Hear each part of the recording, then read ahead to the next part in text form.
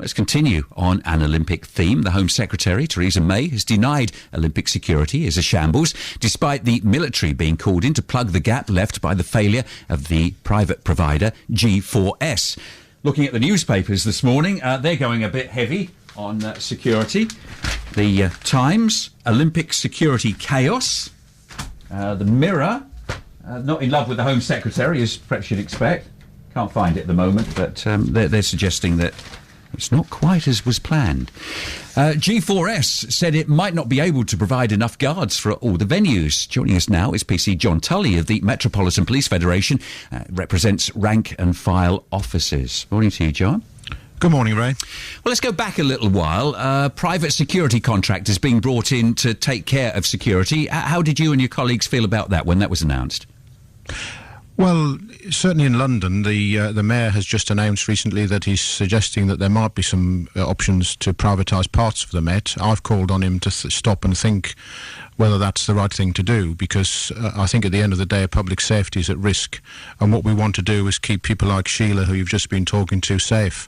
That's our job, 24/7. And this shortfall by G4S, which is of their own making, having decided on a business case to employ and train these people at very late notice, causing the shortfall. Someone needs to carry the can for that, very senior in that organisation, and they should either resign or be sacked. Equally, though, John, with the Olympics, you can't reasonably expect to take all of your colleagues off of normal duties to police the Olympics, and half of the military as well. There had to be another organisation, another group of people, hadn't there?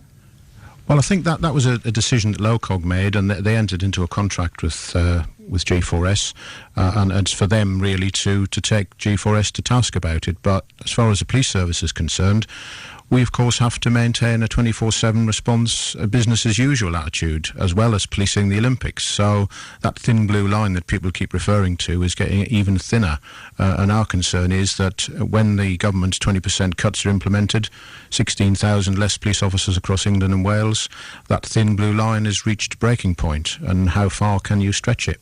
Do you think with this security issue with the private company that strengthened your arm a little bit? Because, I mean, obviously you're using that opportunity to mention it, and the opportunity in other places won't be lost, John. Do you think this is going to put you in a better position to stop, as you would suggest, cutbacks in the future?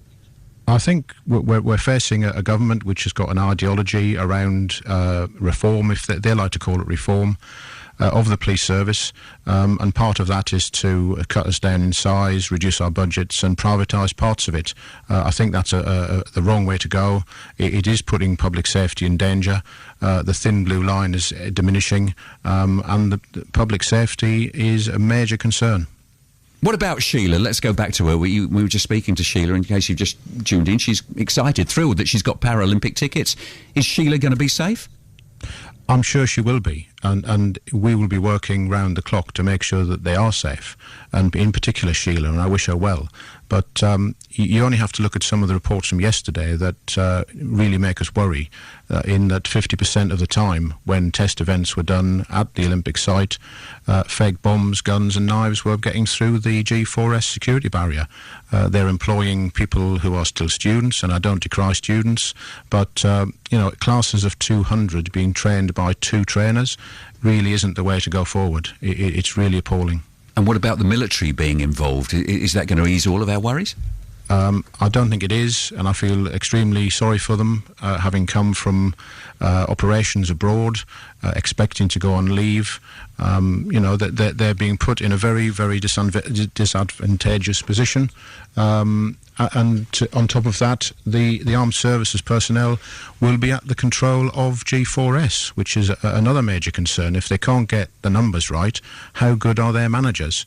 I think someone in G4S needs to resign or be sacked. PC John Tully. Thank you, John, of the Metropolitan Police Federation.